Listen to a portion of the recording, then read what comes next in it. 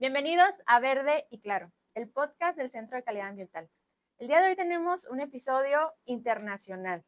Es la primera ocasión en la que nos acompaña un invitado que no únicamente tiene un currículum impresionante, sino que viene de una latitud bastante distante. Nos va a explicar quién lo trae a la ciudad de Chihuahua. En el episodio de hoy vamos a hablar sobre agua, agricultura e innovación. Cristian Estrada es la persona que nos acompaña. ¿Cómo estás? Buenos días. Buen día, May. Muy bien, ¿y tú? ¿Cómo te trata Chihuahua? Muy bien hasta ahora, con mucha lluvia. Porque te tocaron los días muy nublados. ¿Cuánto tienes aquí en Chihuahua? Llevo ya 3 meses. 3 meses. ¿Y qué te trae para el estado grande? Me trae la sequía. Así que yo me esperaba sequía cuando llegué Ajá. y llegué y comenzó a llover. Dijiste, Fue mi empresa no tiene razón de ser aquí. bien impresionante porque me contactó una persona que vive Ujú, acá en Chihuahua ujú, y que me decía, llevamos mucho tiempo en sequía, sería ujú, muy bueno implementar algo de lo que tú haces en Chile, aquí ujú, en Chihuahua. Comenzamos a conversar y eventualmente surgió la conexión con Startup Chihuahua, que estaba ujú, buscando traer empresas desde otros lados del mundo y de ujú, México a resolver desafíos locales, ujú. como el agua en agricultura, y ahí entre yo. Excelente. Entonces, ya que estamos entrando en materia y es la primera vez que tan en frío nos vamos sobre el invitado, ya nos hablaste un poco sobre que llegaste por medio de una conexión para que tu empresa se arraigue, se filtre, ¿no? Empezando a utilizar estos temas como del área del agua. Eh, pero, ¿qué es lo que hace tu empresa? ¿Qué es Eficagua? Eficagua es una empresa de ciencia que ayuda a los agricultores a producir mejor con menos agua. El cómo es un poco complejo porque va cambiando según contexto. Uh -huh. Integramos tecnología y biotecnología entendiendo lo que funciona para cada caso. Hacemos una propuesta y comenzamos a trabajar en esa propuesta. Frecuentemente hay mucha colaboración porque de todas las tecnologías que se pueden integrar en agricultura no las tenemos todas. Uh -huh. Así que frecuentemente nos quedamos entregando un servicio que está orientado al riego, ofrecer una plataforma que le da inteligencia al riego Uh -huh. y nos quedamos con una asesoría siempre cuando podamos integrar diferentes tecnologías que van al suelo, a la planta, al agua, entre otras, Uh -huh. y documentamos los casos para demostrar qué tanto mejoró o cuál fue el impacto de lo que a nosotros nos interesa, que es producir mejor con menos agua, pero para el agricultor siempre lo que le interesa más es cómo rentar más con su producción. Sí, claro, que le sea pues sí, más rentable la hectárea que tiene. Ajá.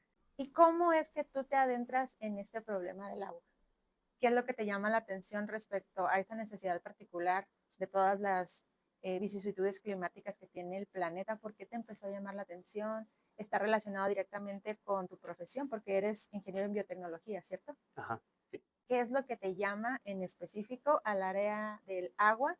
Y todas las empresas, creo yo, nacen por una pregunta primigenia donde quieres resolver algo. Ujú. Entonces, esa pregunta que empezó a germinar tu empresa, ¿cuál fue? Cuéntanos un poquito sobre cómo nació Eficagua, en ti, qué fue lo que te movió para pues, que finalmente terminaras desarrollando este emprendimiento. Yo diría que comenzó cuando me involucré en montañismo en la universidad. Ajá. A mí me gusta mucho caminar por los cerros, Uh ir a -huh. acampar, ir a maravillarme con esos paisajes. Uh -huh. Así que creo que desde que me involucré con el montañismo, me enamoré de todo eso que Uh -huh. logré conocer y que se conectaba con el agua muchas veces. Uh -huh. Porque el bosque depende del agua, la cordillera con nieve depende del agua, pero Y congelada. esos glaciares Los que tienen glaciares ustedes son la pura maravilla. agua, ajá, Ajá. porque Chile es tan largo que puedes disfrutar la cordillera de los Andes en Uh toda -huh. su extensión y eso te da una diversidad de paisajes Sí, claro. increíble que tuve la fortuna de conocer. Así que cuando terminé mi carrera, Uh -huh. me involucré en un voluntariado ambiental que Uh me -huh. hizo ver desde otra perspectiva lo que estaba pasando en diferentes lugares que eran reservas y parques Uh de -huh. Chile. Y una ocasión en particular me tocó ver cómo se secaba un humedal, y a mí que me gusta mucho ver las aves, Uh -huh. vi cómo ese lugar, ese humedal, pasaba de tener muchas aves que observar, un lugar muy bello, Uh -huh. a una laguna que estaba secándose y que casi no habían aves en ese lugar. Uh -huh. En esa experiencia, conversando con las personas que vivían ahí, me comentaban que el, el hecho de que la laguna se estuviera Uh secando -huh. tenía mucho que ver con agricultura. Uh Y -huh. eso me quedó dando vueltas. ¿Por qué está pasando esto y por qué lo están asociando a agricultura? Uh -huh. Terminó esa experiencia y volví a mi casa a indagar un poco más. Uh -huh. Me encontré con la realidad cruda para mí en ese tiempo que no entendía sobre el consumo del agua y a dónde se iba, etcétera. en que en el mundo en promedio 70% del agua que se extrae se va para uso agrícola. La En Chile comida. es cerca del 80%. En México también es cerca del 80%. Hay lugares en México en donde supera el 90% y en Chile también. Entonces, eso implica que cuando nos falta el agua, Ujú. en un sistema que entrega derechos de aprovechamiento de agua o concesiones de agua, hay sectores que aún pueden sacar por derecho mucha agua en desmedro del medio ambiente. Y eso es lo que Ujú. estaba pasando ahí. En particular, las personas de ahí comentaban que los cultivos que estaban cercanos al humedal eran los que aún se estaban regando y aún estaban extrayendo agua de las fuentes que alimentaban el humedal. Pero esto, disculpa mi ignorancia, ¿se da porque los cultivos no son propios de la región y absorben más agua de la que las plantas nativas pudieran estar haciendo, o por el consumo en cantidades muy grandes de ese producto agrícola? ¿A qué se debe? Creo que aquí hay que hacer una distinción de tres dimensiones. Ujú. Una es cómo se regula el agua, Ujú. porque el Estado a ti te puede entregar una concesión o un Ujú. derecho a usar cierto volumen si está disponible. Ujú. La otra es cuánta agua requieren los cultivos o las plantas, ya Ujú. sea plantas del ecosistema nativas o las Ujú. plantas de un cultivo artificial o una plantación forestal, Ujú. y cómo las personas manejan el agua. Ujú. En general, tenemos, por lo menos en Chile y Ujú. acá también, que hay, desde la parte normativa, hay una cantidad de agua que se entregó para su uso productivo. Ujú. Ese volumen ya es conocido, ya fue entregado, ya fue concesionado, por ende las personas que lo recibieron tienen el derecho de usarlo, porque Ujú. ya tienen ese permiso. Ok. Después está entender cómo los cultivos requieren el agua, que para mí es el menor de los problemas, porque eso diría que es bastante estándar. Una planta va a crecer en la medida de que Como tenga agua predecible. disponible, pero el gran problema está en cómo usamos el agua. Ujú. Porque cuando tú escuchas, o Ujú. quizás más que yo he escuchado mucho acá de los nogales que se están robando el agua. De hecho, Los a nogales donde consumen iba, mucha agua. claro. Pero detrás de los cultivos de nogales hay productores que están regando esos nogales. Ujú. Entonces, muy frecuentemente, el problema no es la planta en sí misma, así como que Ujú. la planta nos está robando el agua. Es en realidad Ujú. cómo están usando el agua los agricultores, y frecuentemente están usando más de lo que el cultivo necesita, Ujú. porque no tiene mucha información sobre lo que está pasando bajo el suelo para entender cuándo es necesario regar y cuánta agua es necesaria Ujú. entregarle al cultivo, sino que lo vienen haciendo por prácticas que llevan muchas décadas Ujú. en ocurrencia, y justo ahora estamos en una transición en donde eso está comenzando a mejorar. Ujú. Pero diría que el mayor problema tiene que ver con cómo se reguló la entrega de los usos del agua. Diría que ese es el origen de un montón de problemas que se ven tanto aquí en México como en Chile. Y lo más complicado es que cuando nos falta el agua, entramos en modo supervivencia, las personas sacan lo peor de ellas, y los robos de agua comienzan a aumentar. Ujú. Y eso es lo más delicado en un contexto donde se nos va acabando el agua, porque las personas ya dejan de dialogar, dejan de colaborar, Ujú. dejan de mostrar su lado amable con el vecino y entran en un modo de supervivencia en donde el agua que yo necesito es más importante que el agua que tú necesitas. Ujú. Y ahí comienzan los conflictos. Incluso nosotros por geopolítica tenemos un tema bastante delicado respecto al control y al manejo del recurso hídrico, hablando de nuestro vecino del norte y la Sí, deuda histórica que tenemos ahí sí me del enteré. agua. Ajá. Sí me enteré de este acuerdo de 1944, en donde hay un acuerdo de entregar Sí, volúmenes de agua cada cierto tiempo, y que producto de que han estado en sequía, están con una deuda volumétrica con Estados Unidos. sí, entonces eh, me hizo bastante sentido esta cuestión de al entrar en modo supervivencia y no nada más como individuos, sino inclusive como naciones. Entonces es muy importante el hecho, obviamente, la existencia de empresas como la tuya, pero de la audiencia en general, que tengamos pues en el imaginario colectivo todos estos términos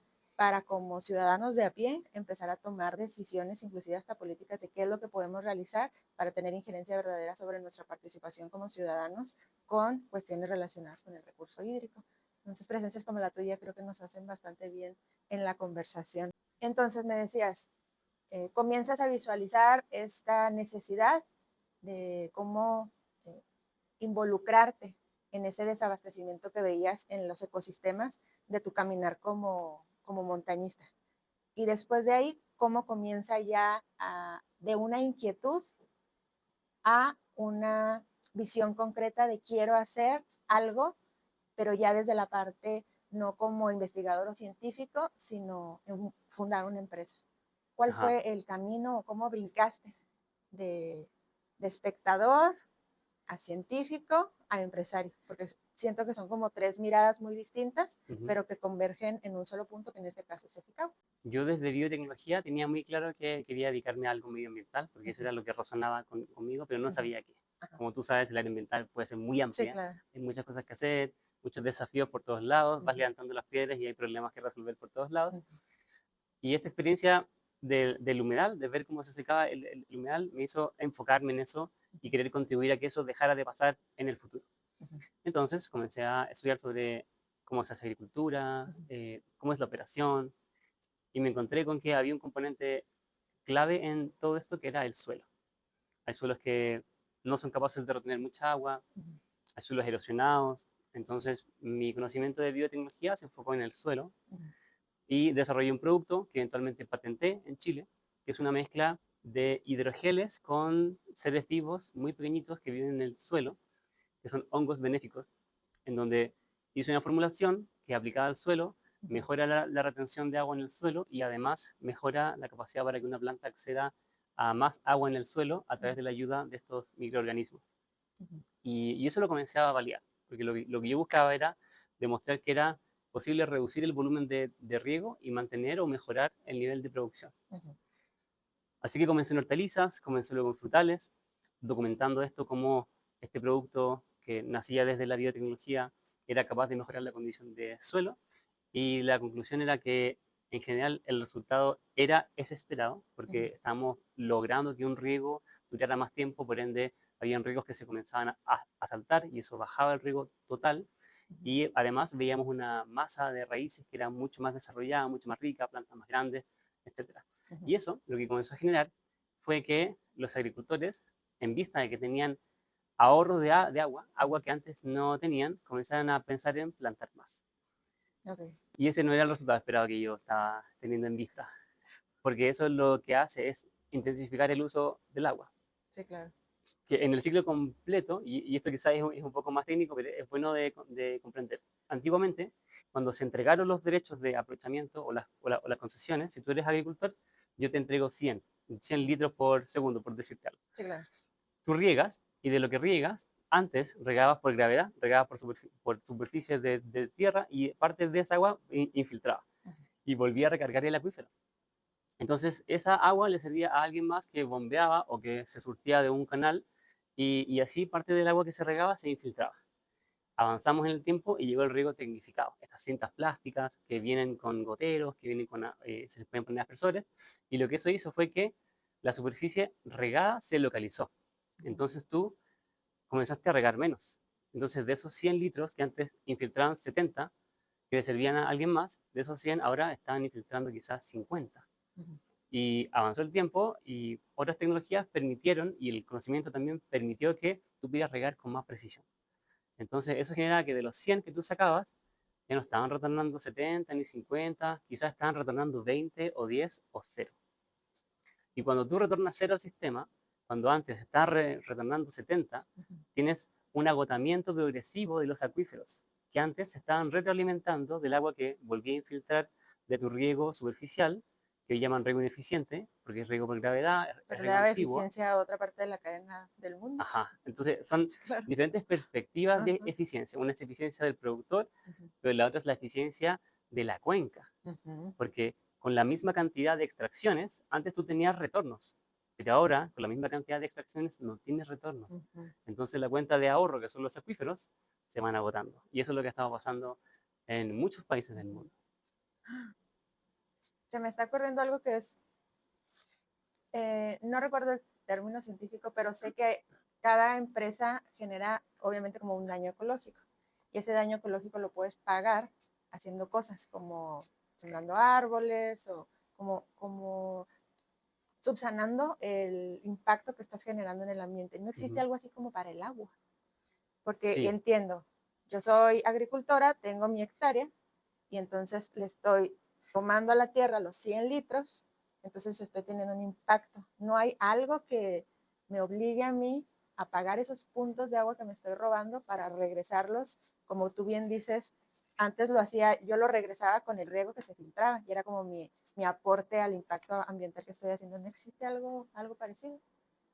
No, no en esos términos, Ujú. de que tú tienes algún tipo de punto o bono por favorecer Por que esa responsabilidad. agua se devuelva, Ajá. pero sí hay casos en Estados Unidos, por ejemplo, hay créditos de calidad del Ujú, agua en donde si tú te ocupas de reducir la contaminación o evitarla, ujú, que se produce por insumos agrícolas, por ejemplo, cuando se ujú, aplican en exceso, eso genera una contaminación de agua subterránea que a alguien o a algún lugar termina afectando. ujú, Hay algunas cuencas que están midiendo esa contaminación y ujú, entregando incentivos para reducirla.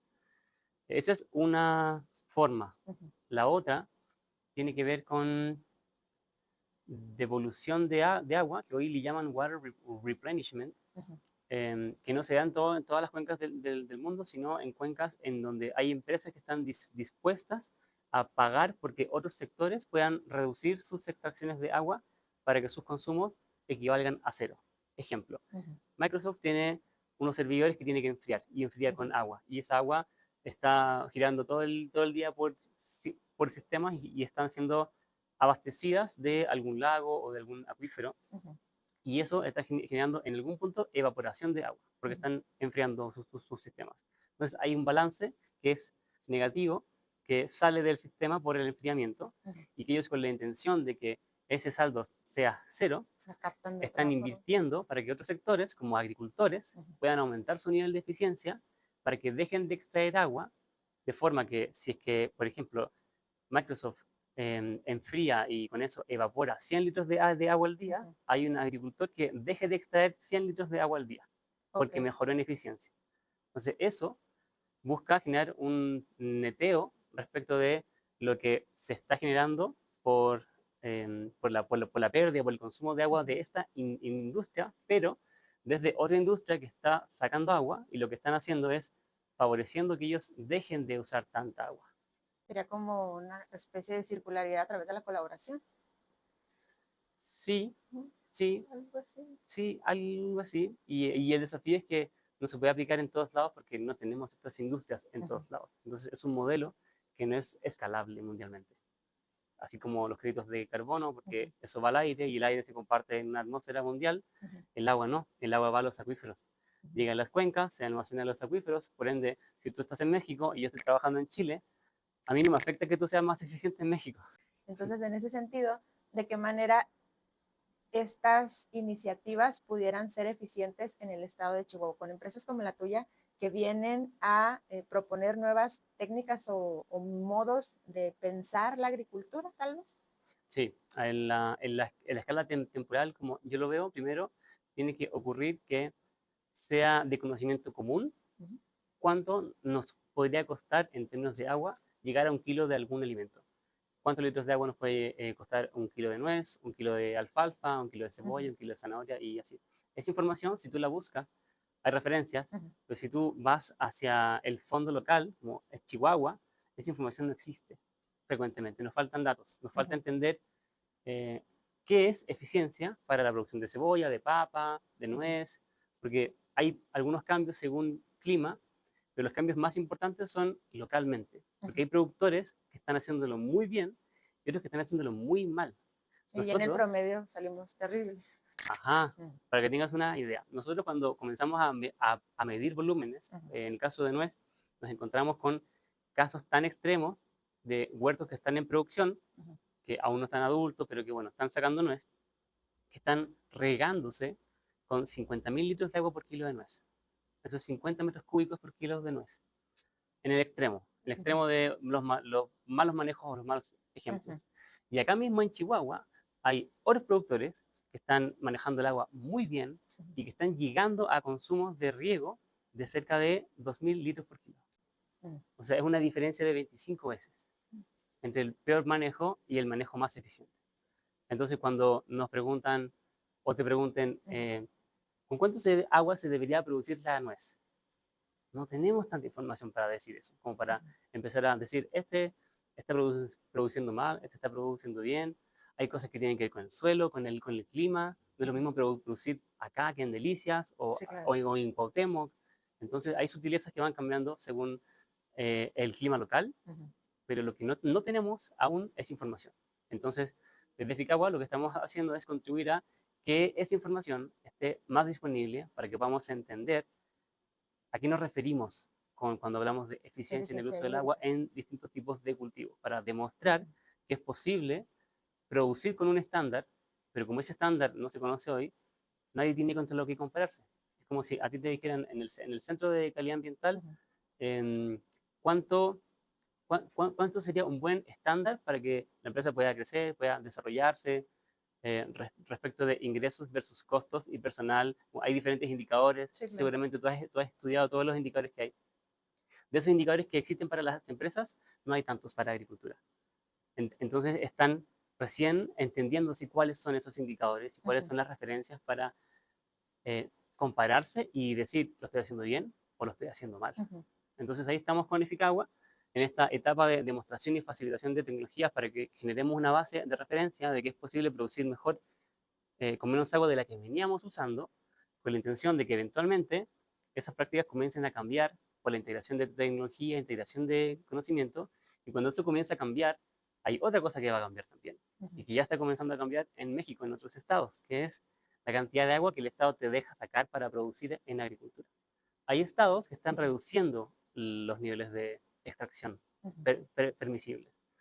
Entonces, si tú tenías 100, yo como estado te digo, ¿sabes qué? Tú ahora tienes 90 y tienes que resolverlo con 90.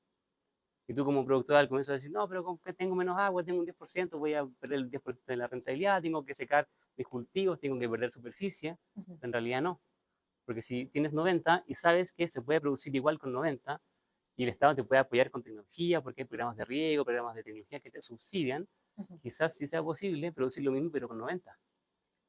Y eso que hace en el sistema del acuífero, Ujú. reducir la presión, El porque estrés tú de la estás cueca. sacando Ujú. menos agua de los acuíferos. Y ahí la esperanza es que con estas regulaciones el balance hídrico sea positivo para que las cuencas que están muy secas año a año puedan volver a recargarse. ¿Cómo ves que es esta receptividad que tienen los agricultores respecto a estas nuevas, tanto tecnologías como de origen, al hecho de, no sé qué tanta será su conocimiento, si habrá agricultores que no tienen de plano conocimiento al respecto, qué tanto son receptivos a esta clase de información? ¿Te topas gente que de plano no quiere sumarse a esta clase de cambios? ¿O si ves un campo mexicano, chihuahuense, ávido de tener esta información disponible para tomar decisiones más asertivas a sus producciones? Y hay una pregunta compleja, Mm. porque el cambio de mentalidad pasa por varios factores. Voy a comenzar con el factor demográfico. En América Latina, y esto no es tan solo en Chihuahua, ocurre un fenómeno en que si tú miras qué edad tienen los agricultores, Ujú. en promedio tienen más de 50 años. Ok. Y ese tener más de 50 años es en el contexto que ellos crecieron en el ámbito rural, Ujú. sin internet, sin tecnología, con menos oportunidades de educación de las que tú tuviste en la ciudad. Ujú. Y eso lo cambia todo, porque tienes una mentalidad que dificulta Ujú. cambiar las cosas con la velocidad que tú podrías cambiarlas. Ujú. Porque tú hoy podrías leer un libro que transforme tu vida y cambiar mañana, Hasta un video, o hasta un video. un Ajá. TikTok que me cambió la vida. Pero una mentalidad de ese perfil no, Ujú. porque le cuesta aprender o no tiene la práctica de instruirse Ujú. constantemente, porque no tiene acceso a la información. Ujú. Entonces llegó a los 50 años y más con un nivel de rigidez mental que es muy diferente al tuyo. Ujú. Entonces eso ya implica un desafío en cuanto al cambio. Ujú. Y eso es en América Latina en general. Ujú. ¿Qué está pasando ahora? Hay una transición en que los hijos están volviendo al campo o haciéndose cargo de ranchos Ujú. que están siendo heredados y se están viendo con el desafío de administrarlo. Y como vienen con otra perspectiva, que han crecido con tecnología, con internet, con información, ellos sí están interesados en meter tecnología al campo. Ujú. Así que lo que yo he visto frecuentemente es que los hijos o las hijas o los nietos se convierten en los verdaderos influenciadores Ujú. de los agricultores para que integren tecnología. Ujú. Esos son los influenciadores más relevantes en el contexto de que la agricultura frecuentemente son proyectos familiares. Ujú. El segundo desafío tiene que ver con conectividad. Aquí en México, como en Chile, la conectividad rural es pésima. Si tú comparas la capacidad que tiene la población en general en la ciudad para acceder a Internet y la comparas con la población rural, es muy diferente, Ujú. porque ya no llegan los mismos servicios, porque ya las antenas llegan hasta cierto límite y luego te vas un poco más allá, en donde aún hay ranchos, Ujú. pero ni siquiera llega la conexión para llamar por teléfono. Sí, claro. Eso también pasa en Chile. Entonces eso limita la capacidad de acceder a la información, conectarte con tecnología que hoy funciona con Internet, Ujú. pero eso también está cambiando, porque están llegando ofertas de Internet satelital de varias compañías que están cambiando muy rápidamente el escenario agrícola en sectores rurales en donde la conectividad nunca ha existido. Ujú. Y diría que la tercera tiene que ver con cómo las comunidades de emprendedores agrícolas se Ujú. están asociando para favorecer estos cambios. Ujú. En Chile tenemos una comunidad que se conformó como hace 2 o 3 años, Ujú. que está enfocada en facilitar la transferencia de tecnología al campo, porque saben que es difícil, saben que los ciclos son muy largos. Entonces, emprender en agricultura es muy diferente que emprender en algún mercado que esté inserto en la ciudad, Ujú. porque el ciclo agrícola frecuentemente son varios meses. Entonces, si tú vendes algo que está orientado a mejorar el rendimiento de un agricultor, tienes que esperarte mucho tiempo para ver si funcionó o no funcionó y para que él decida comprarte o no. Mm. Si te decide comprar, probablemente te compre por mucho tiempo porque confío en ti, Ujú. pero hay muchas personas que en la ansiedad o en la esperanza de validar rápido un negocio en agricultura o esperar cambios rápidos, no consideran el tiempo que toma hacer eso. Ok. Porque si te quieres involucrar con un nogal, fíjate en cuántos meses se produce una nuez. Son Ujú. muchos meses. Y luego la nuez se va a dormir en invierno y se despierta el próximo año, ¿cierto? Y quizás en tomate es más corto, en lechuga es más corto, pero igual son varios meses. Ujú. No es como venderle algo a una persona, un curso que le va a servir y se lo puedes entregar la próxima semana. Sí, claro. Acá tienes que esperar demasiados meses para validar que lo que tú ofreces Ujú. funciona y le entrega valor al productor. ¿Y cómo sería entonces también esta motivación? Nosotros nos ven muchos emprendedores y estudiantes porque estamos conectados con el Tecnológico de Monterrey y tenemos esa clase de sinergia. Entonces, ¿cuál sería esta como motivación para mí, estudiante emprendedor, de realmente invertirle en soluciones que vayan al campo? ¿Por qué el campo sí? Es una muy buena pregunta, porque es muy desafiante. Ujú. Entonces te tiene que costar muchísimo. Ujú. Diría que no todos los rubros son iguales en cuanto a tiempos para el retorno de la inversión. Ujú. Otro ejemplo similar, me imagino que podría ser medicina, en donde si tú trabajas en un desarrollo de medicina o de tecnología médica, tienes que esperar mucho tiempo, porque Sí, esa claro. tecnología tiene que pasar por validaciones y regulaciones, etcétera. Una Entonces, vacuna o el... antes que tú Ujú. comienzas a Sí, claro. trabajar y ves el retorno de tu inversión, pasan muchos años. Ujú. En agricultura hay casos en donde también se ve eso, que tú Ujú. comienzas a invertir en ofrecer tecnología o alguna solución, pero pasan años en que tú ves el retorno de la inversión. Entonces, si estás buscando dinero rápido, yo diría que la agricultura no es el camino. No era la respuesta que esperaba, pero agradecemos la honestidad. No, es broma. Pero entonces sería también como una parte de sensibilización hacia la sociedad en general de que el campo es importante. ¿Y por qué? ¿O qué le dirías a la gente normal? Porque los agricultores también somos normales, son normales.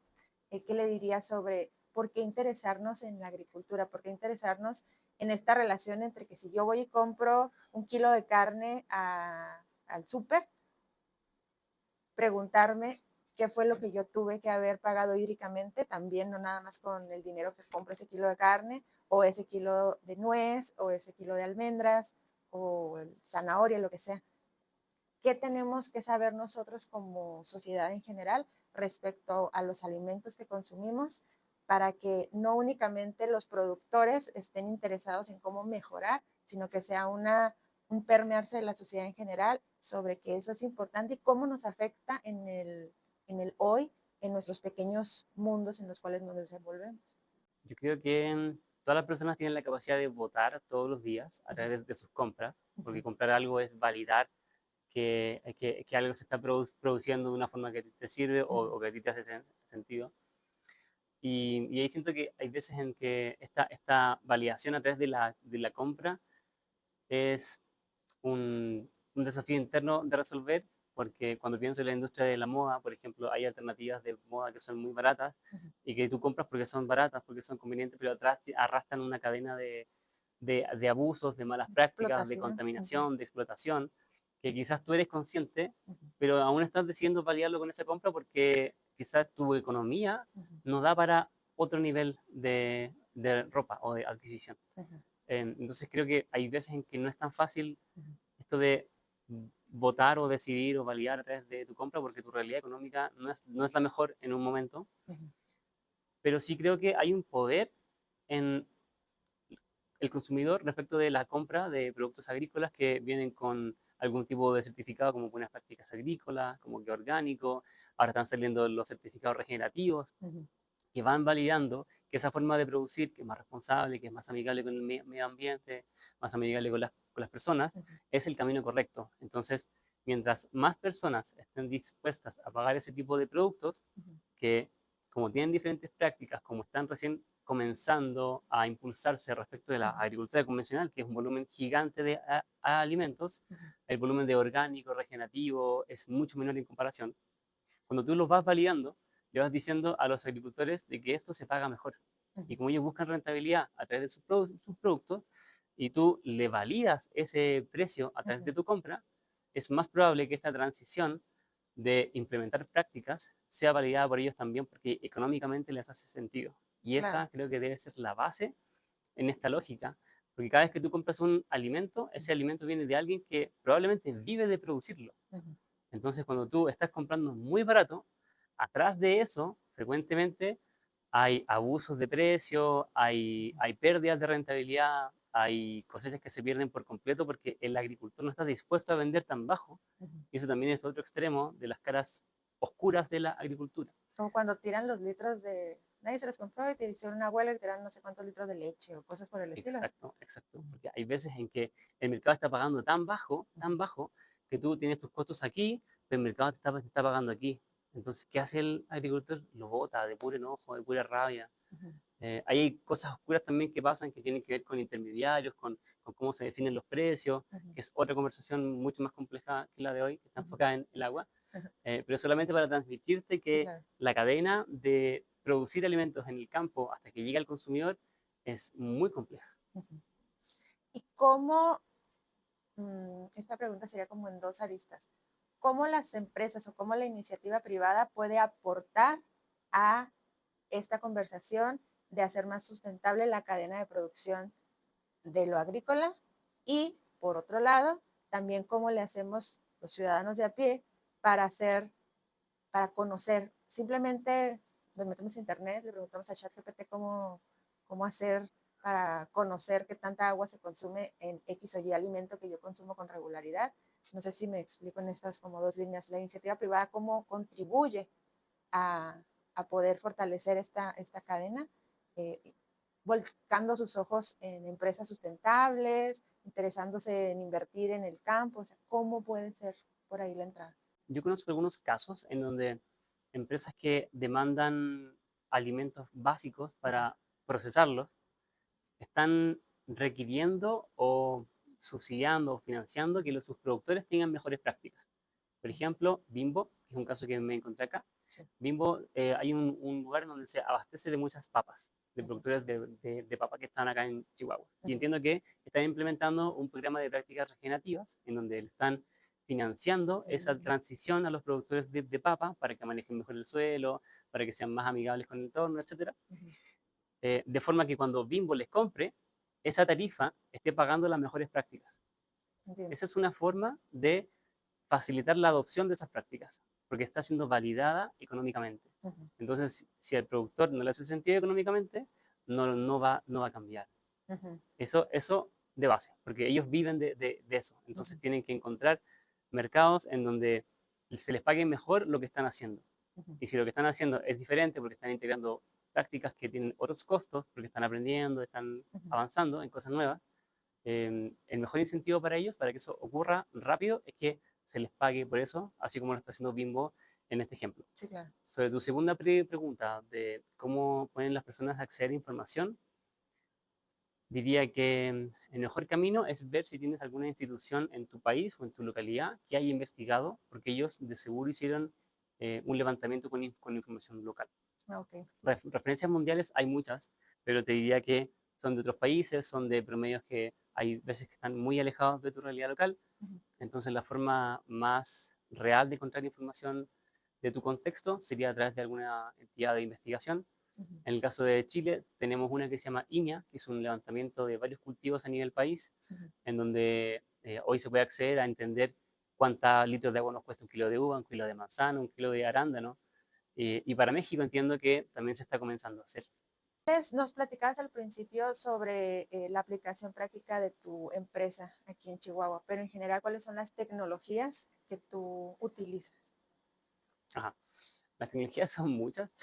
Es bien complejo, pero las enmarcamos en 5 pilares, que es nuestro modelo de servicio y de trabajo para enfrentar un contexto de la forma más adecuada. Ujú, Estos 5 pilares son, de forma muy simple, conducción del agua, en donde nos enfocamos en entender cómo se transporta el agua desde que se extrae hasta que llega al cultivo.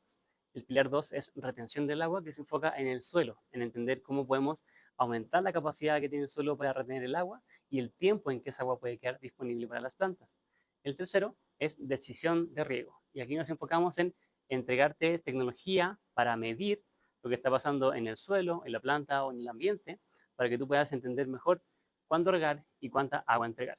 El cuarto pilar se conecta más con la planta, nos enfocamos en la calidad del agua. La calidad del agua, hay veces en que es el factor invisible que limita el potencial de producción, así que tenerla en el nivel óptimo para que tu planta la pueda convertir en cosecha es clave para aumentar el potencial de producción. Y la quinta es la absorción del agua, en donde nos enfocamos en tecnologías que le ayudan a la planta a estar más cómoda para aprovechar el agua, convertirla en cosecha y no estresarse en ese proceso de producción. Y ahí nos enfocamos en lo que pasa en el suelo y en lo que pasa en la parte foliar. ¿Y cuál es la manera en la que tú logras llevar estas tecnologías al campo? ¿Tienes, o sea, cuál es la estrategia en la que Ficagua se relaciona con los consumidores finales? Lo que hacemos principalmente es participar en eventos Ujú, porque la agricultura aún sigue siendo muy presencial. ujú. Entonces, las estrategias de marketing digital no funcionan mucho en ese segmento. Ok. Entonces, hay que estar presencial, hay que lograr que te conozcan, generar confianza y eso implica muchas conversaciones. Ajá. Que te vean, que conversemos. En el caso de Que digan, Chihuahua, Cristian, el de Chile, el que vino a la convención ajá, pasada. Ajá. en el caso de Chihuahua, lo que hicimos fue, por un lado, entrar con referidos Ujú, de Chihuahua, que nacieron de Startup Chihuahua, ujú, y la otra fue involucrarnos en eventos presenciales en donde fuimos a conversar con agricultores, contarles lo ujú, que estábamos haciendo, y ya que lo que estamos haciendo se enfoca en agua, y ellos venían pasando por una sequía muy grave, ujú, también hay otra percepción u otra facilidad para entregar esta información y que sea bien recibida, ujú, porque era una necesidad, por lo menos hasta el año pasado, ujú, antes de que comenzara a llover. A muchos les faltaba el agua y ujú. estaban buscando formas de usarla mejor. Así que como llegamos ahí, llegamos a una, a mí me gusta pensarlo como una flor que está abierta y que son una abeja que llega a Ujú. polinizar para que algo pase, Sí, claro. pero si esa flor está cerrada no pasa nada. Ujú, En lugares donde no falta el agua, esa ujú, flor está cerrada, ujú, porque no les interesa usar mejor el agua, si no llueve todos los días o ujú, hay agua en abundancia. ujú, Entonces, en lugares muy secos como Chihuahua, que han sufrido la falta de agua, ujú. este tipo de propuestas tiene más sentido. Ahorita que mencionabas con una sonrisa en el rostro que ha llovido, el otro día escuchaba en la calle, pero es que ya no tenemos problema con la sequía, ya empezó a llover. Es un mito bastante grande ese, ¿cierto? ¿Sí? Porque la recarga de los acuíferos pues no se llena en un ciclo de lluvias, sino nos comentaba una invitada anteriormente que hasta cientos de años en que se Así es. logre filtrar al espacio de la tierra donde originalmente nosotros la extrajimos. Así ¿Qué es. puedes hablar respecto a esto? Chihuahua, por su condición desértica, tiene un desafío de suelo. Ujú, Cuando pensamos en el viaje del agua, ujú, desde que cae del cielo hasta que llega al fondo del acuífero, ese viaje pasa por el suelo. ujú, Y si el suelo no está en condiciones de infiltrar el agua se te va a ir por encima. Y eso provoca problemas, como ujú, los que vimos, como inundaciones, como encharcamientos gigantes de zonas viales que hacen difícil el paso para los carros. Sí, claro. Yo vi mucho en Chihuahua, que el drenaje aquí es pésimo. ¿El qué, perdón, el El drenaje? drenaje. Eso existe en Chihuahua. Qué triste. ¿No Entonces, te cuando informaron que tenías que traerte tu vehículo híbrido, anfibio? Entonces el suelo, cuando no está en condiciones para infiltrar el agua, lo que va a hacer es o repelerla o favorecer que se escurra el agua. Quizás tú veas el suelo mojado, pero si le picas con una pala, te vas a dar cuenta que abajo está seco. ¿Y por qué está seco? Porque puede ser que el suelo sea repelente, porque esté compactado, porque no tenga la estructura. Entonces diría que acá uno de los problemas más desafiantes es el suelo, porque el suelo no está en condiciones de infiltrar todo el agua que le cae encima. Entonces ahí, si es que mejoramos la condición del suelo o facilitamos ciertos puntos estratégicos para que el agua baje más rápido al acuífero, podríamos aprovechar mejor toda esta lluvia que nos cae para recargar los acuíferos más rápido y que en vez de que sean cientos de años, como te comentó esa persona, sean decenas o quizás sean menos de 10. Pero eso va acoplado con cómo estamos usando el agua. Porque si es que tenemos nuestro acuífero en 100 y todos los años estamos usando 10 y nos están cayendo 5, igual estamos bajando el nivel del Sí, acuífero. claro. Y mi pregunta, tal vez mis preguntas se te hacen más naif, son las que vienen a mi mente. Este problema de que no se pueda filtrar, yo me imagino que es, pues obviamente porque las ciudades están todas con asfalto, con construcciones, y que la posibilidad para que pueda pues, la tierra chupar el agua literalmente, pues son más pequeñas. Inclusive pues, los arroyos ya están, el canal que tenemos nosotros en el centro de la ciudad, pues está totalmente, pues sí, con cemento. Entonces, en las partes donde no hay ciudad, también ocurre este fenómeno por alguna otra razón, la naturaleza misma del suelo, que ya no hay tantos cerros porque los quitan. Sí, es una pregunta compleja porque hay varios factores. Si nos vamos afuera de la ciudad, tenemos superficie de bosque en la sierra, tenemos superficie agrícola, tenemos superficie ganadera y tenemos superficie que no está tan vegetada porque nunca ha estado vegetada, ¿cierto? Porque hashtag desierto. Ajá, ajá. Esa zona que nunca ha estado vegetada probablemente es porque la condición de suelo que existe ahí dificulta que algo crezca. Entonces, esas zonas son zonas en donde o el agua baja muy rápido porque hay mucha arena, o el agua escurre por encima, entonces no hay humedad que alguna semilla pueda aprovechar para emerger. Lo que pasó este año es muy interesante porque si tú ves los cerros, hay pasto hasta las grietas de las rocas Sí, de claro. tanta agua que ha caído. Sí.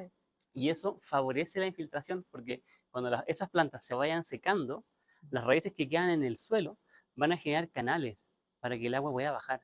Entonces yo esperaría que la siguiente lluvia del próximo año se encuentre con un suelo que ahora tiene muchas más raíces secas que han dejado poros que años anteriores. Entonces yo esperaría que el próximo año la tasa de infiltración de Chihuahua Estado sea mucho mejor que la de este año. Porque como venían de sequía, venían de mucho tiempo en que el polvo se fue Se acumulando, aplana. en que habían zonas que tenían condiciones muy difíciles para infiltrar el agua. Entonces pensaría que el próximo año sí se va a infiltrar más agua que este año, pero sin duda que hay prácticas en ganadería y en agricultura que podrían cambiar para mejorar la condición del suelo. Porque si tú miras esos suelos, te vas a algún rancho, algún sector ganadero, es seguro que te encuentras algún charco por ahí. Ese charco no es que el agua esté tan rebosante debajo del suelo que se ve el charco, sino que bajo el charco está tan compactado el suelo que el agua no puede bajar. Y ese es el problema real que tenemos en los suelos, que el agua no puede bajar porque el suelo está demasiado compactado por maquinaria, por malos manejos de los animales. Entonces, cuando tú cambias la lógica en que se manejan las máquinas en agricultura y se manejan los animales en ganadería, puedes devolverle la fertilidad y la capacidad de drenaje a esos suelos para que puedan con más facilidad absorber esa agua y eventualmente que siga bajando hasta recargar los acuíferos. Recordaba en alguna experiencia que tuve en Australia que me decían las personas que era más sustentable comer canguro que vacas allá, que las vacas las propias patitas apachurraban el piso de tal manera que lo dejaban pues infértil y me hace mucho sentido con lo que comentas al respecto de estas, pues no malas praxis, pero estas prácticas arraigadas que pueden tener algunos de los procedimientos que tenemos en agricultura, en ganadería.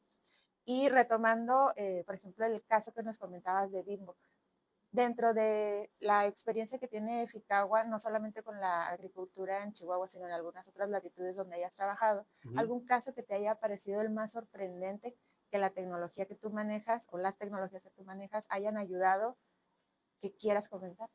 Sí, hay un caso que siempre comparto en mis presentaciones porque es como nuestro caso emblemático de cómo cambiaron las prácticas y cómo la tecnología permitió producir mejor con menos agua. Ujú, Fue un caso en Chile que documentamos de pistacho, ujú, en donde nos enfocamos en mejorar la condición de suelo, ujú, nos enfocamos en entender cómo regar mejor y nos enfocamos en entender cómo l- los acuíferos que estaban ahí estaban funcionando. Entonces, de lo interesante ahí, el gran resumen es que demostramos que es posible producir pistacho con un 80% menos de la huella de agua azul promedio mundial. ujú, Eso en cifras significa que pasamos de 7.500 litros por kilo de pistacho a 1.500 aproximadamente, o sea, un ujú, 80% de reducción del riego, que es la huella de agua azul. ujú, Eso acompañado de manejos de suelo, de manejos de riego, entre varias tecnologías. ujú, Pero dentro de lo más interesante que estaba pasando acá es que el productor comenzó a entender cómo se comportaba el agua subterránea en su campo ujú. y comenzó a entender cómo bombear en este lugar te afecta la capacidad de almacenamiento y cómo en algunos casos, cuando se estaba quedando sin agua en un acuífero, él podía recargarlo desde el otro porque el otro tenía más agua. Ujú.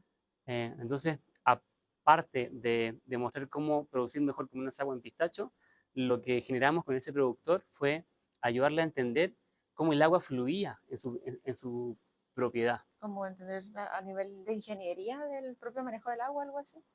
La ingeniería ya estaba puesta. Ujú, Lo que él no conocía mucho era cómo se comportaba el agua debajo del suelo, mm, porque él siempre estaba regando como un reservorio grande, que ese año que comenzamos a trabajar, y fue el motivo por el que comenzamos, se secó.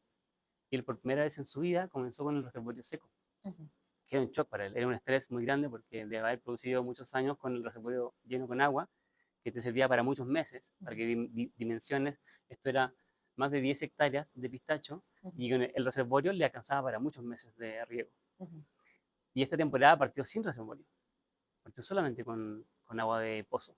ujú, Entonces el miedo de él era quedarse sin agua en el pozo. ujú, Y en esta temporada logramos demostrarle que era posible producir con esa agua que tenía en el pozo porque bajamos mucho el consumo, ujú. optimizándolo con este manejo.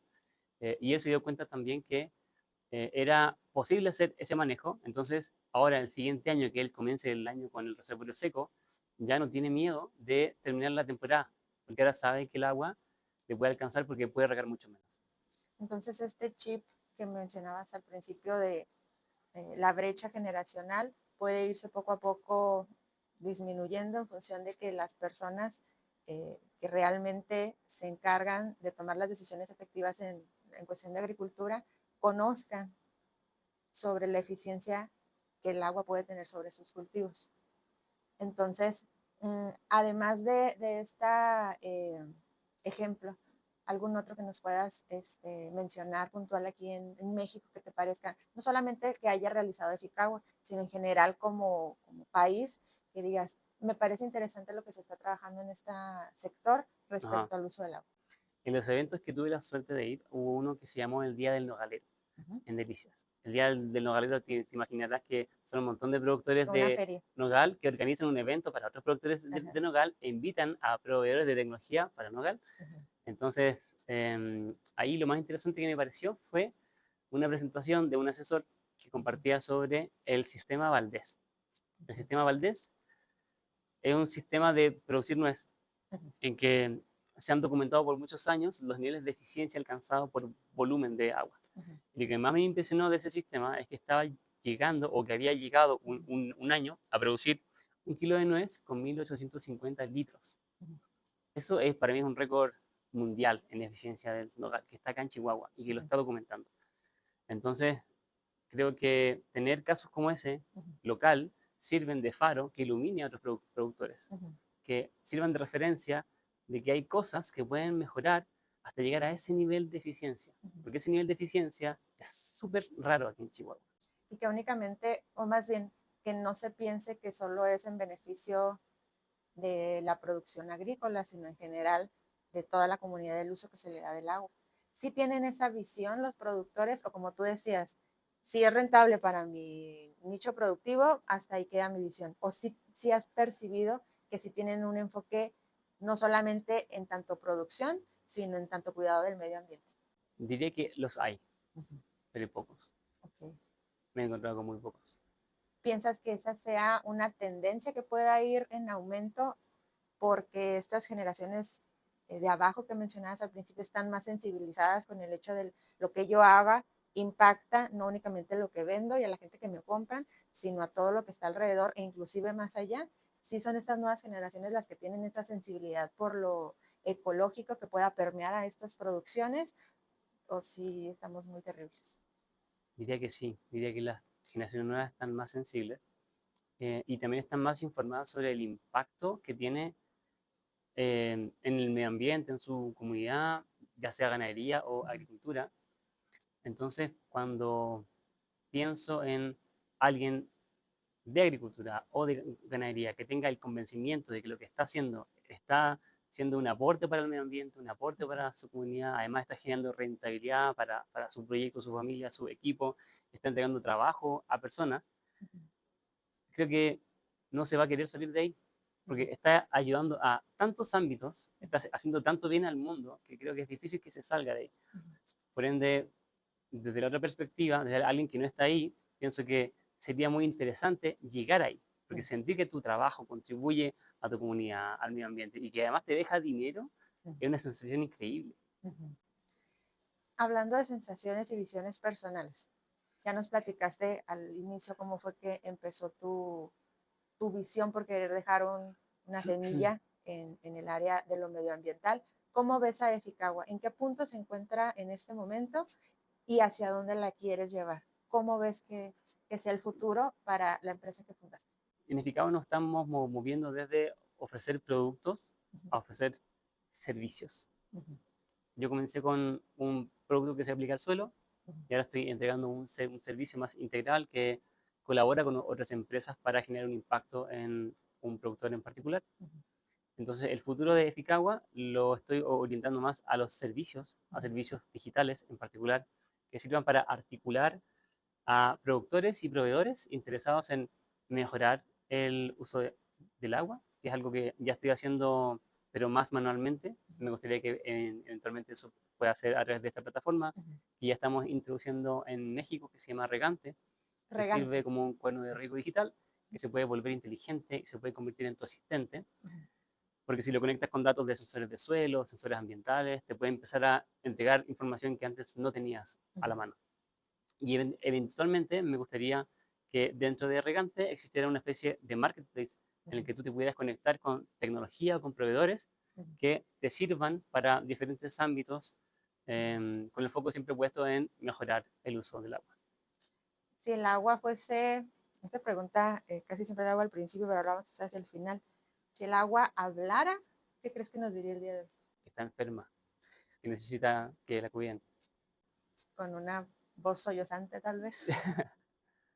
Es bien extraño, pero no ha sido a propósito. Es más como una cuestión de sinergia con el Parque Ambiental, con el TEC de Monterrey y con las personas que han estado cerca de nosotros, pero el 80% de nuestros invitados han sido a hablar sobre el agua, desde diferentes pues, empresas, diferentes iniciativas. Incluso el colectivo de arte que invitamos hizo una pieza sobre el río Chubisca y Ok, cuál es como la afectación que ha tenido a lo largo del tiempo, y eso lo tradujeron a, pues, a un discurso cultural, un discurso artístico. Entonces, ¿crees que actualmente el agua sea medioambientalmente la necesidad más primigenia o en lo que debemos poner mayor atención? Porque me parece interesante que es de lo que más se ha hablado con nosotros. ¿Qué opinas al respecto? quizá esto esté asociado al contexto de Chihuahua, Mm, que viene pasando por muchos años por sequía y quizás han visto muchos conflictos en ujú, torno al agua, que los temas giran en torno a eso. Y siento que es natural, porque en Chile yo también viví eso. Muchos años de sequía generan que exista mucha conversación en torno a ujú, eso, muchas políticas públicas, las personas hablan más de eso porque, bueno, nos está faltando el agua, hay algo que Ujú. estamos haciendo mal. Te quería compartir, conectado con eso, un esquema conceptual Sí. que explica un poco la lógica o quizás la psicología del común de las personas en torno al agua. Ujú. Ya se escuchaba el ciclo del agua. Sí. Hay otro concepto que es el ciclo hidroilógico del agua. Ok.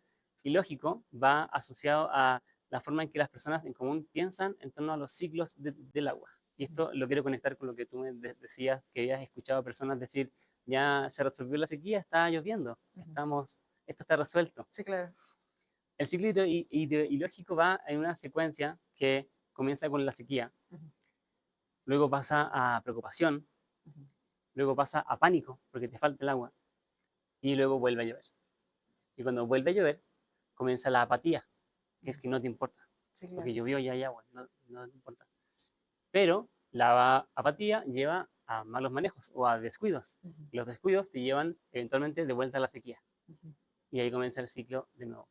Este ciclo conceptual de ciclo ideológico se Ujú. definió por ahí por los años 1980-1990 en Ujú. Estados Unidos, Ujú.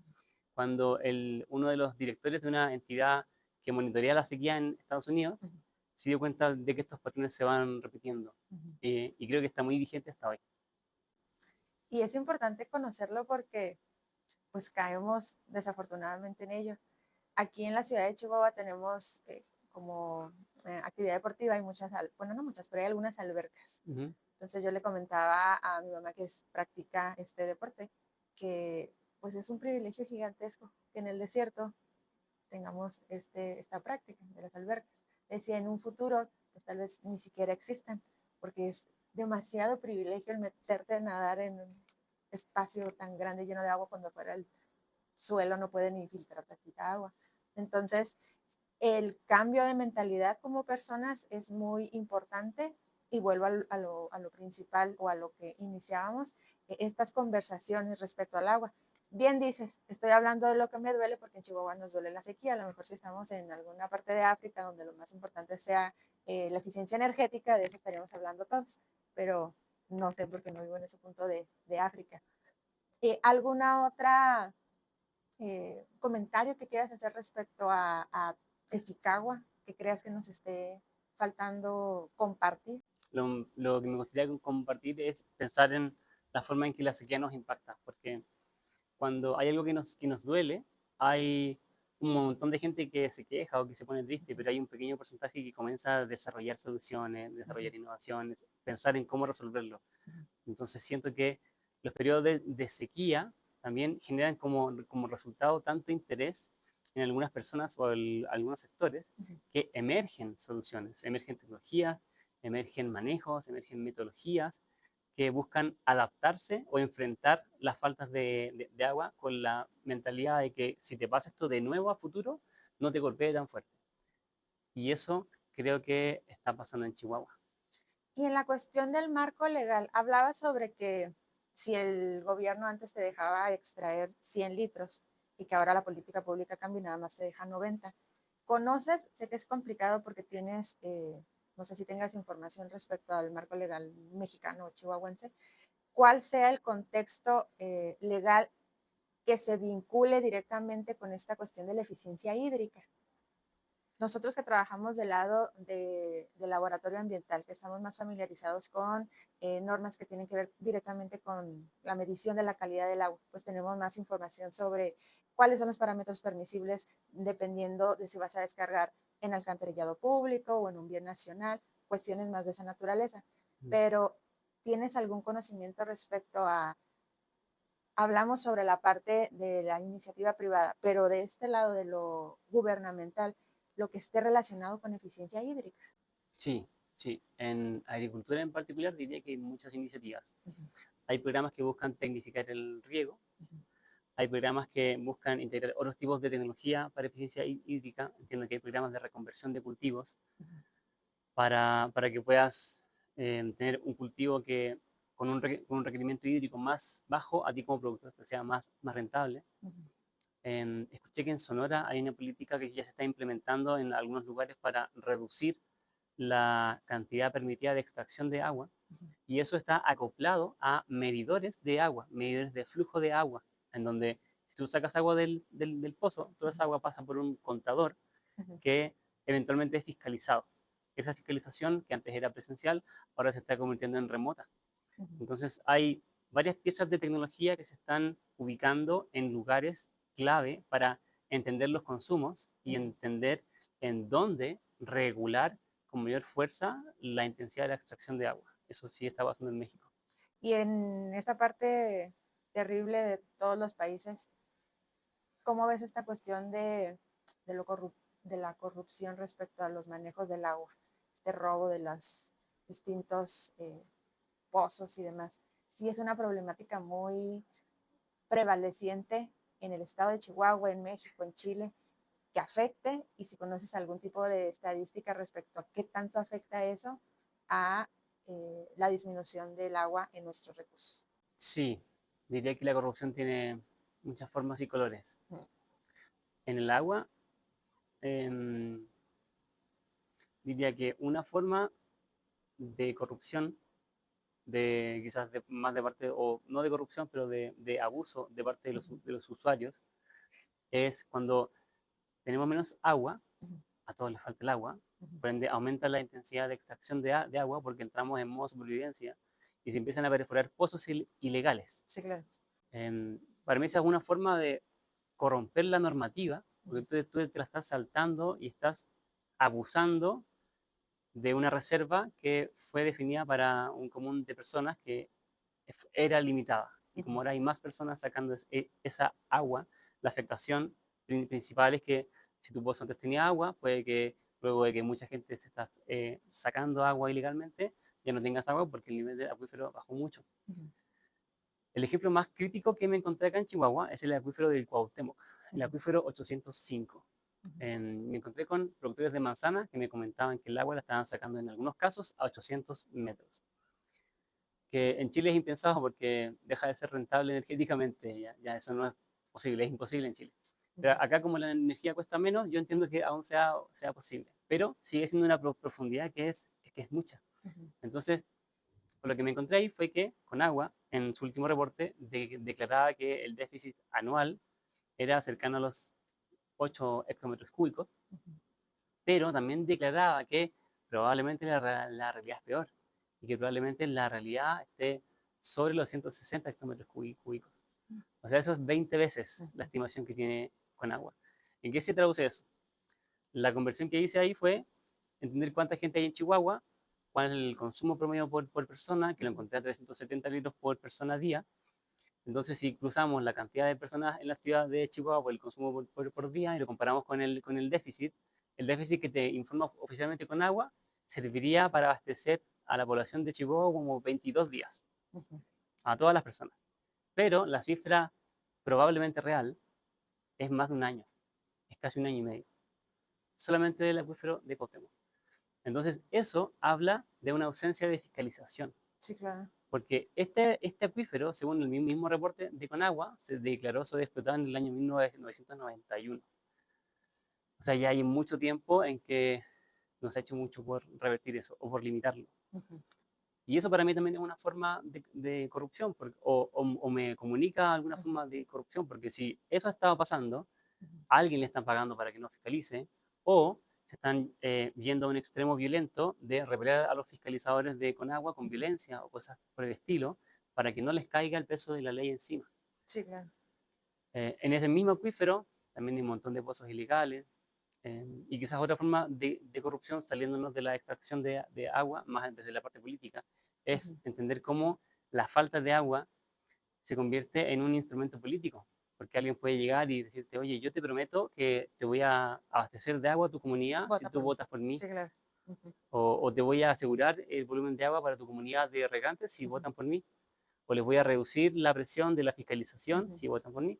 Y ahí se vuelve más alarmante, porque no únicamente pienso yo que es un problema de producción, sino ya es que la corrupción sería como un entramado muchísimo más complejo Sí, y difícil de erradicar desde la perspectiva en la que yo lo miro, pero también es importante sacarlo a la luz, no que no lo sepamos, que no lo veamos, pero que sea parte de todas estas raíces de la problemática que se están dibujando en esta conversación para que la tengamos visible y sobre todo para que las personas que tienen agencia y puedan ejercer algún tipo de cambio en esas específicas problemáticas también puedan ejercer algún tipo de acción. Sí, y ahí quizás complementar para alguien que no esté escuchando, que no esté trabajando en esto y que sea un ciudadano común, y piense cómo me puedo enfrentar a la corrupción o cómo puedo contribuir a que esto se visibilice para que deje de pasar.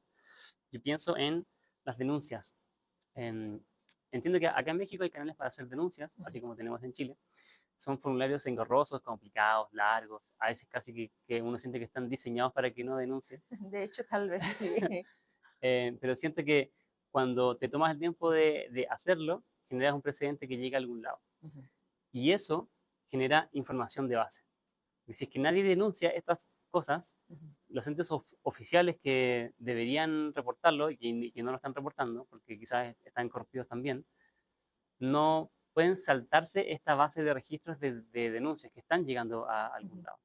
Entonces ahí pienso que es de mucho valor, especialmente para entidades que se deberían enfocar en lo medioambiental, pero tienen poco presupuesto. Entonces cada vez que los interpelan dicen, oye, pero tenemos poca cartera, no podemos estar en todos lados, no tenemos tantos recursos. Diría que para ellos es muy útil entender dónde fiscalizar con los pocos recursos que tienen. Y ahí es donde creo que hay valor en las denuncias. Porque si hay una gran masa de personas que está visibilizando ciertas cosas a través de las denuncias, es más fácil para las entidades que tienen pocos recursos de apuntar mejor sus dardos. Porque ya se vuelve una problemática recurrente y real dentro del foco que a ellos se les está prendiendo eh, económicamente hablando. Inclusive, como dices tú, hasta políticamente hablando, les beneficia resolver una problemática que en ese momento está caliente. Entonces, sería como nuestra responsabilidad ciudadana poner el calor donde se necesita, y en este caso pues sería en el robo del agua y demás problemáticas que ya mencionabas. Ya hacia el final de la conversación, ¿con qué te gustaría que la audiencia de este podcast se quedara tanto al pensar en Eficagua como al pensar en eficiencia hídrica? Bueno, en Eficagua diría que nuestro trabajo en México es muy colaborativo, así que si estás desde el lado de un productor interesado en entender o explorar cómo manejar mejor el agua, estamos trabajando con perfiles como el tuyo. Y si estás desde el lado de un proveedor que tiene alguna tecnología que está enfocada en agricultura para contribuir al mejor manejo del agua, microorganismos, tecnologías de riego, servicios satelitales para mapear zonas agrícolas, entre otras, podríamos colaborar porque podríamos integrar tu tecnología con lo que estamos haciendo en los ranchos. Y sobre eficiencia hídrica, diría que no siempre es el camino para resolver los problemas. Hay veces en que la eficiencia hídrica lo que hace es acentuar la falta de agua, especialmente en zonas en donde los volúmenes de agua ya están siendo sobreexplotados. Aumentar en eficiencia hídrica en la agricultura en particular, lo que hace frecuentemente es intensificar esa extracción. Entonces, no siempre el mejor camino es la eficiencia hídrica si tu volumen de extracción de los acuíferos se mantiene igual. Pues muchísimas gracias por habernos acompañado. Es para nosotros un privilegio conversar con personas que no únicamente nos hagan reflexionar, sino que nos den datos específicos respecto a las problemáticas que están enfrentando pues los padecimientos de los que nos vienen a compartir. Te damos las gracias, el reconocimiento fraterno, tanto del Centro de Calidad Ambiental como del podcast, a que hayas tenido la confianza de conversar unos minutos de tu valioso tiempo. Y no sé si quieres compartirnos tus redes sociales, cómo te encontramos, las personas si tienen más interés de conocer sobre Ficagua o las temáticas que hemos estado hablando, cómo te encontramos en Internet. Muy bien. Nos encuentran en Facebook como Eficagua, en Instagram también como Eficagua, en YouTube también como Eficagua, en LinkedIn también estamos. Y la plataforma que estamos lanzando, que está orientada a agricultores para servirte como un cuaderno de riego digital, se llama Regante con doble G, que es de uso gratuito para que puedas conocer tus números de consumo de agua. Al final de la temporada puedes conocer tu huella de agua, que es cuántos litros te cuesta llegar a un kilo de cosecha. Eso es todo sin costo. Excelente, invitados todos para ingresar a las redes sociales, al sitio de internet y a esta plataforma que nos está invitando Cristian. Los invitamos también a que no se olviden de darle like a este episodio, de darle clic a la campanita de notificación para que se puedan enterar de los demás episodios que nosotros estaremos compartiendo. Nos sigan en nuestras redes sociales y pues invitarlos a que sigan el próximo episodio para que logremos hacer que el impacto sea positivo y no ambiental. Vaya a todos. Listo. Muy bien. Muchísimas gracias.